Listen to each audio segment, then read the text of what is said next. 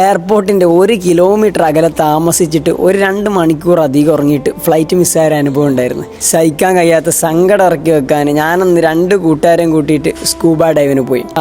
കടലിൻ്റെ അടിയിലേക്ക് തുടക്കത്തിലൊരു ശ്വാസത്തിൻ്റെ പ്രശ്നമൊക്കെ ഉണ്ടാവും. പിന്നെ കടലിനടിത്തട്ടിലെത്തിയാൽ നല്ല പൂന്തോട്ടം പോലെയുള്ള പവിയ പുറ്റുകൾ, മണ്ണിൽ അമർന്ന് കിടക്കുന്ന തെരണ്ടികൾ, കണ്ണുള്ള നല്ല കടലാമകൾ, പല വർണ്ണങ്ങളുള്ള ആയിരക്കണക്കിന് കുഞ്ഞു മീനുകൾ, അങ്ങനെ നിരവധി കാഴ്ചകൾ.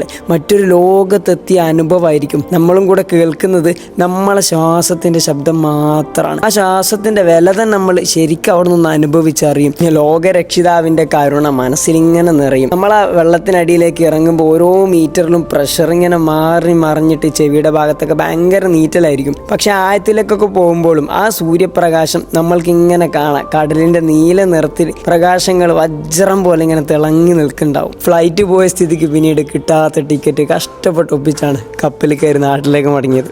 ഖുദാ ഹാഫിസ്.